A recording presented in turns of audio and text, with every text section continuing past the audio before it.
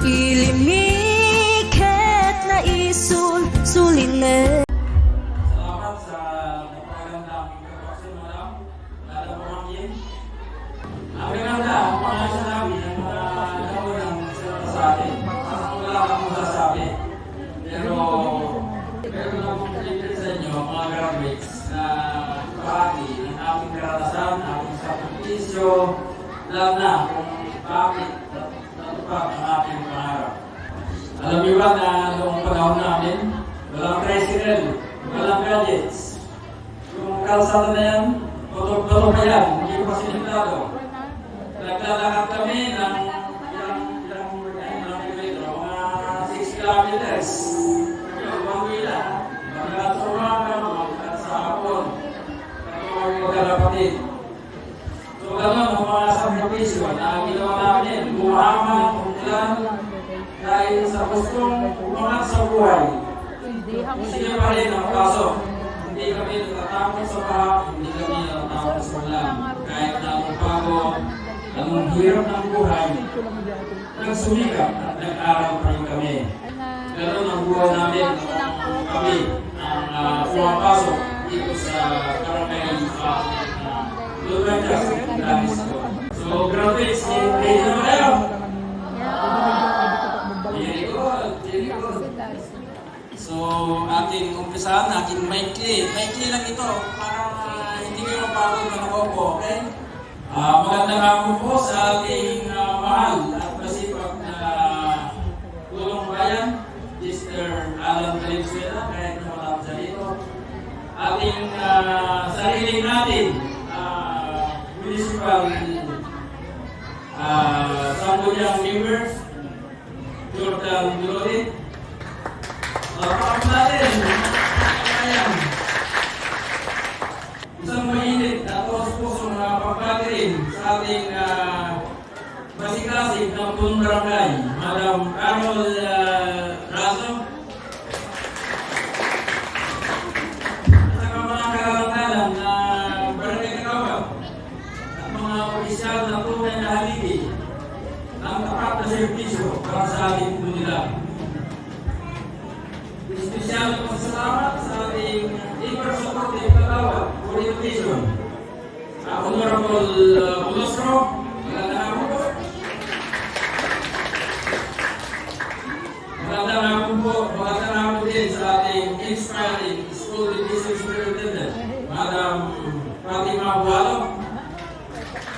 At ating masipag na District Supervisor, Madam Melinda A. Nakal.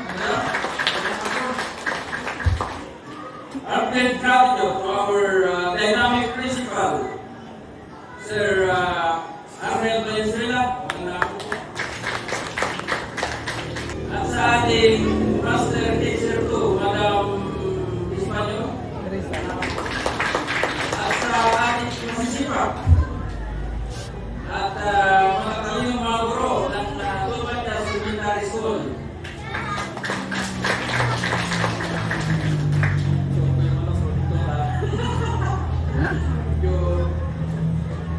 Saludo rin sa ating committed PTA President, aking pamangkin, Madam Linda Purpos. At saka mga non-working teaching staff na tahimik, ngunit mahalaga ang mga our selfless parents, papamulan sila the true pillars of our children's success. And above all, isang masayang pagbati sa ating graduates and co-leaders of 2026.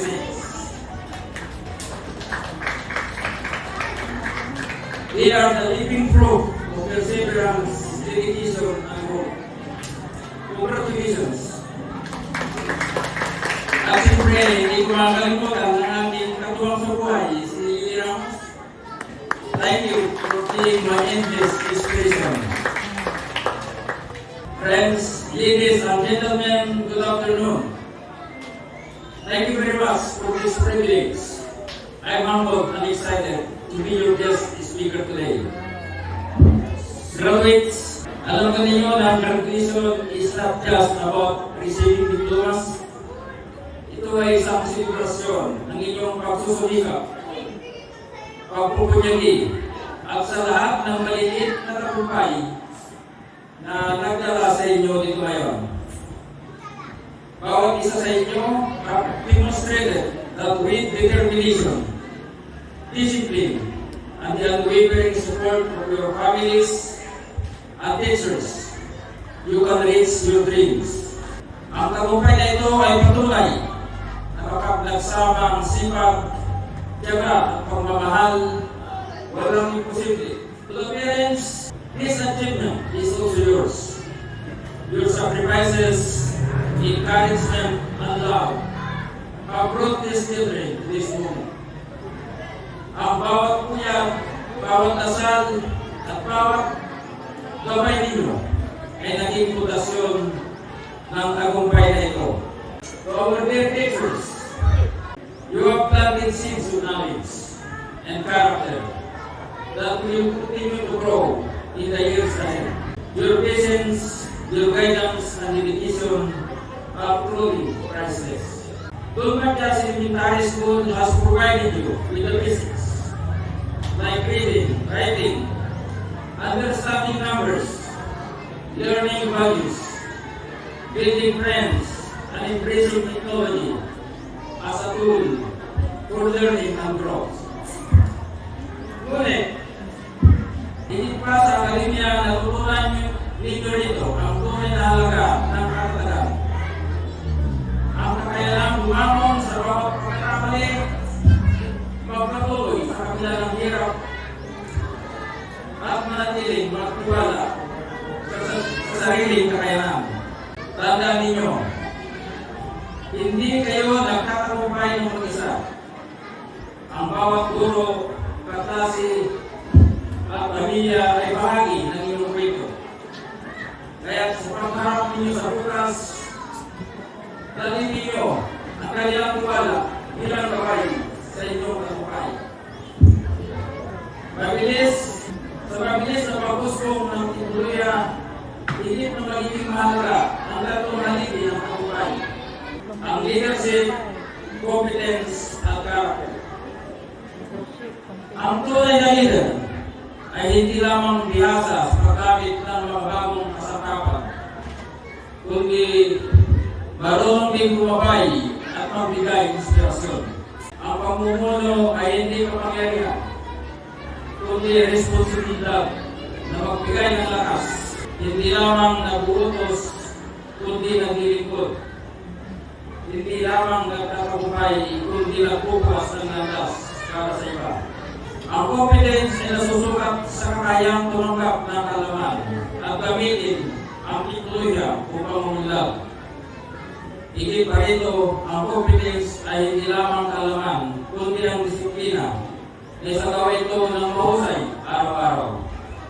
With these values, you are ready to face the world with confidence and courage. Ang tunay na karakter ay nasusukat sa magandang pag-uugali, sa respeto, sa pakikipagkapwa, at sa pagiging tapat. Panatilihin ninyo ang kabutihan sa anumang kayo dalhin ng buhay, sapagkat ito ang magiging gabay ninyo sa bawat hamon at tagumpay. Ang mabuting asal ay hindi lamang nagpapakita kung sino kayo, kundi nagbibigay din ng liwanag. Sa digital age, ang mamumuno ay hindi lamang nakabatay sa talima, kundi sa tamang asal, malasakit at pananagutan. Kaya maging mapanuri, iwasan ng fake news at huwag maging bahagi ng anumang uri ng bullying sa social media. Tandaan, ang tunay na tagumpay ay hindi nasusukat sa medalya o titulo, kundi kung paano nyo ginagamit ang inyong talino at puso upang magbigay liwanag.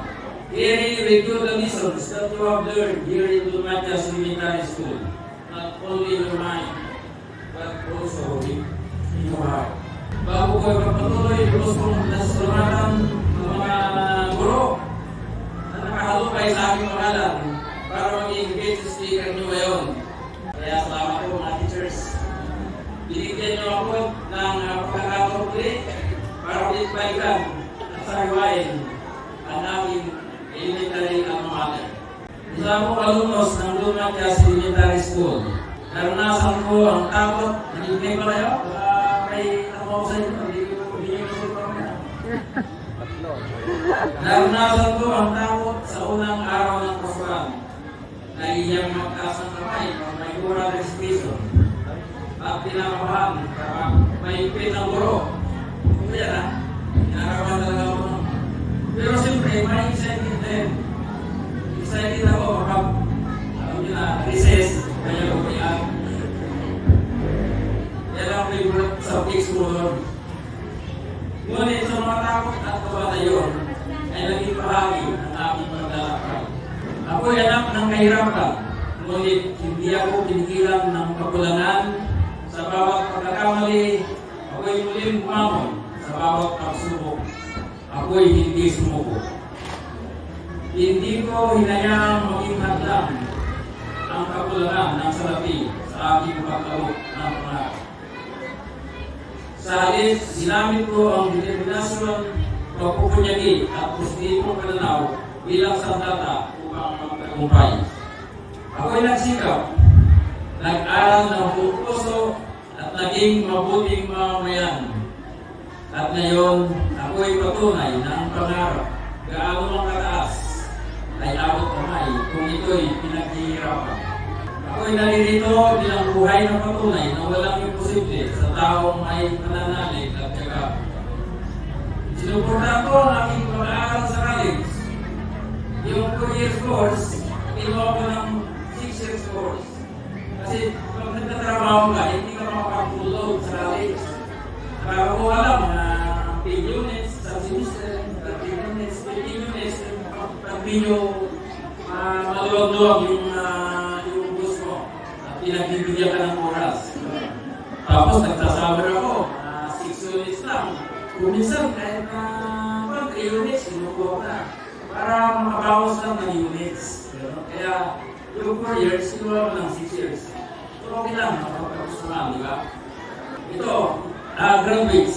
Okay kayo dito kaya ito yung gusto ko mamaya. Ang kahirapan ay hindi lang sa pag-aaral.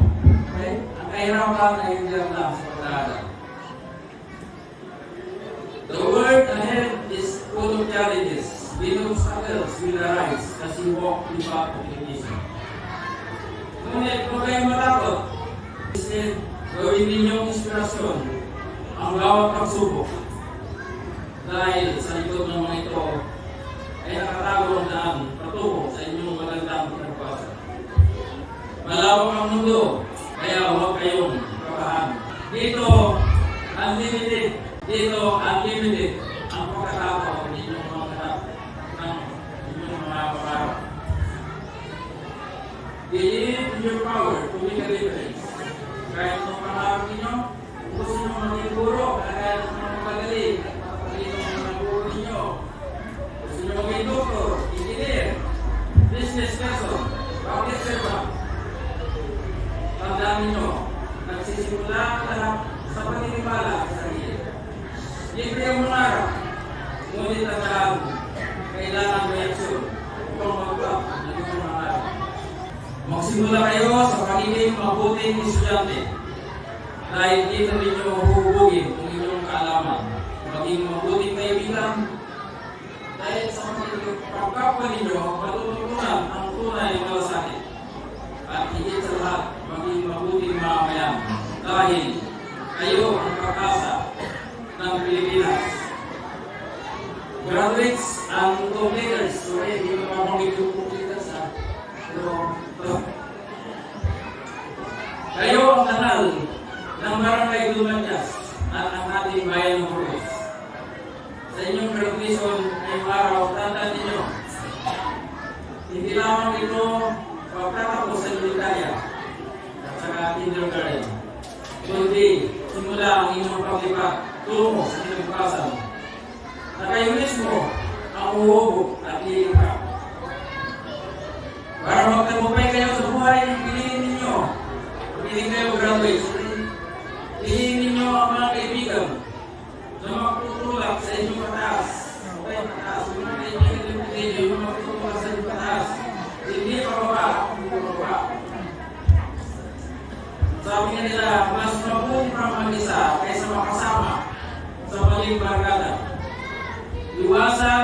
ito ang isyo at palaging piliin ang tamang landas dahil ang tunay na tagumpay ay nasa kabutihan, respeto, tamang harap at determinasyon. Walk forward with courage, live with wisdom, serve with humility, at huwag ninyong kalimutan ang sipag at tiyaga na nagdala sa inyong dito ngayon. Yun din ang magdala sa inyo sa mas matataas na tagumpay. Huwag din kalimutan ang kalusugan. Gawing bahagi ang buhay ng tamang diet, exercise, at sports. Hindi nyo pa natin yung sports sa online kasi para sa utak ninyo. Kailangan nyo rin ang physical sports para sa katawan. Dahil gaano malaki ang tagumpay, kung mahina ang katawan, mawawala ang kalaga ito. Graduates, naway maging maliwanag, mapuluwag, at puno ng layunin ang inyong paglakbay sa hinaharap. Tandaan ninyo, bawat takpang na gagawin ninyo ay may kapangyarihan magdala ng pagbabago sa inyong sarili, sa inyong pamilya at sa ating bayan.